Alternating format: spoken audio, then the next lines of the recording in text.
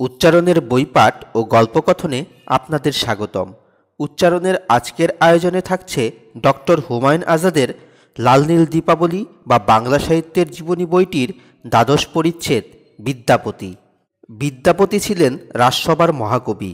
রাজার নাম শিবসিংহ, রাজার রাজধানীর নাম মিথিলা। বিদ্যাপতি বাংলা ভাষায় একটিও কবিতা লেখেননি, তবু তিনি বাংলা ভাষার কবি। বিদ্যাপতি লিখতেন ব্রজবুলি নামক একটি বানানো ভাষায়।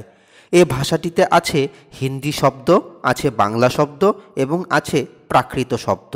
বিভিন্ন শ্রেণীর শব্দ মিলে অবাক করা এক মধুর ভাষা ব্রজবুলি। এ ভাষাতে বৈষ্ণব কবিতা রচনা করেছেন কবি বিদ্যাপতি। কবি বিদ্যাপতি বেঁচেছিলেন পঞ্চদশ শতকে।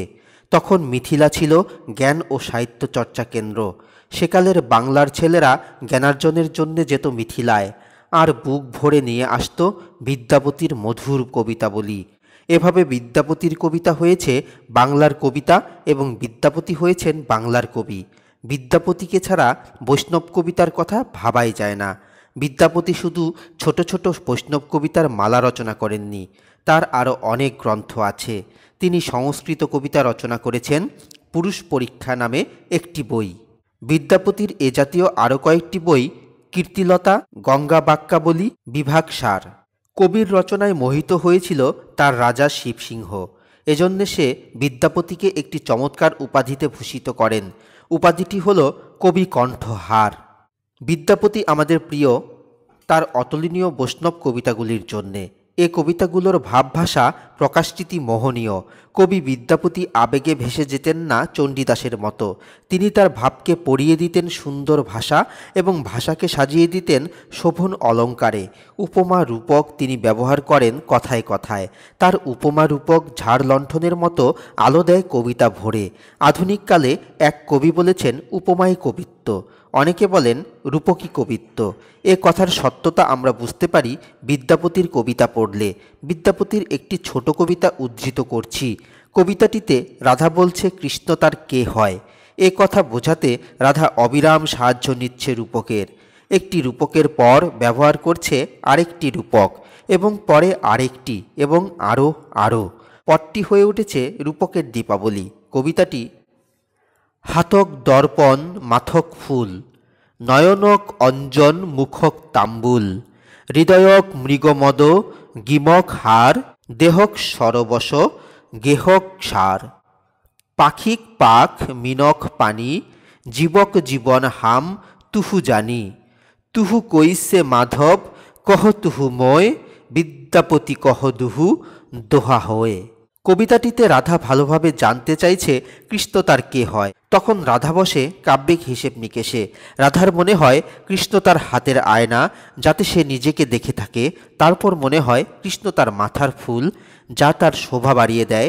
তারপর বলতে থাকে এভাবে: তুমি আমার চোখের কাজল, মুখের লাল পান, তুমি আমার হৃদয়ের সৌরভ, গ্রীবার অলঙ্কার, তুমি আমার শরীরের সর্বস্ব, আমার গৃহের সার। পাখির যেমন থাকে পাখা এবং মাছের যেমন জল, তুমি ঠিক তেমনি আমার। রাধা বলছে প্রাণীরা যেমন জানে নিজেদের প্রাণকে, তুমি ঠিক তেমনি আমার। এত বলেও তৃপ্তি হয় না রাধার, কেননা এখনও সে বুঝতে পারেনি পরম পুরুষ কৃষ্ণ তার কে হয়। তাই শেষ চরণের আগের চরণে কৃষ্ণকেই জিজ্ঞেস করে, বলো প্রভু তুমি আমার কে। উত্তরটি দেন কবি বিদ্যাপতি নিজে।